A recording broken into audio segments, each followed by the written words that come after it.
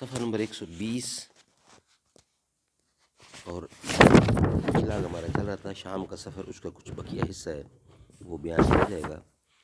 Page 120 سیرت النبی، اردو زبان میں سرور عالم صلی اللہ علیہ وسلم کی سیرت پر جامع ترین کتاب سیرت النبی صلی اللہ علیہ وآلہ وسلم، علامہ شبلی نحمانی رحمۃ اللہ، علامہ سید سلیمان ندوی رحمۃ اللہ۔ اعوذ باللہ السمیع العلیم من الشیطان الرجیم، بسم اللہ الرحمن الرحیم، الحمد للہ رب العالمین والصلاة والسلام علی رسولہ محمد وعلی آلہ واصحابہ اجمعین۔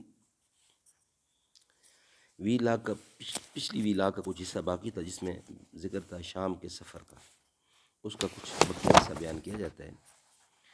اکثر اہل فن نے اس کی نسبت بے اعتباری ظاہر کی ہے۔ علامہ ذہبی میزان الاعتدال میں لکھتے ہیں کہ عبد الرحمن منکر حدیثیں بیان کرتا ہے۔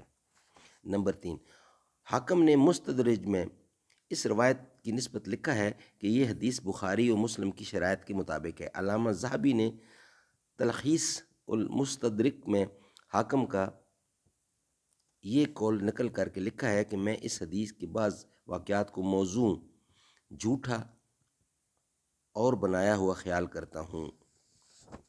نیز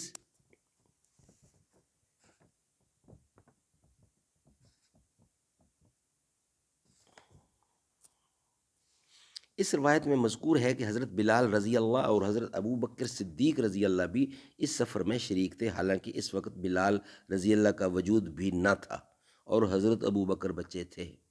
نمبر 5، اس حدیث کے اخیر راوی ابو موسیٰ اشعری ہیں، وہ شریک واقعہ نہ تھے اور اوپر کے راوی کا نام نہیں بتاتے۔ ترمذی کے علاوہ طبقات ابن سعد میں جو سلسلہ سند مذکور ہے وہ مرسل یا محضل ہے، یعنی جو روایت مرسل ہے اس میں تابعی جو ظاہر ہے کہ شریک کے واقعہ نہیں ہے کسی صحابی کا نام نہیں لیتا، اور جو روایت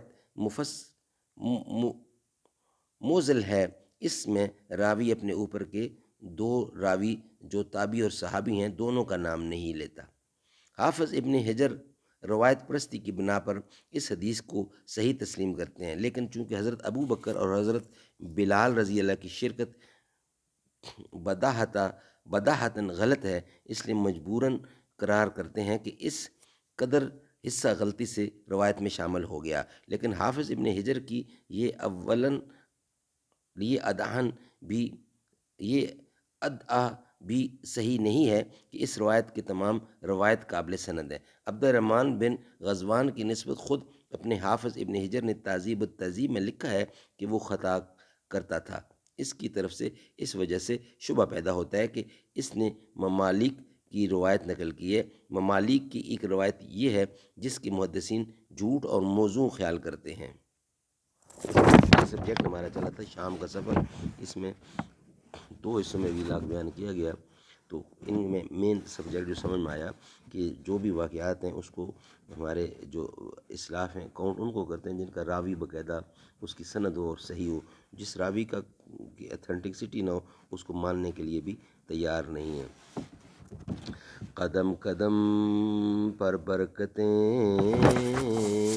نفس نفس پر رحمتیں، جہاں جہاں سے وہ شفیع آسیاں گزر گیا، جہاں نظر نہیں پڑی وہاں سے، جہاں جہاں نظر نہیں پڑی وہاں ہے رات آج تک، وہیں وہیں سحر ہوئی، جہاں جہاں سے گزر گیا۔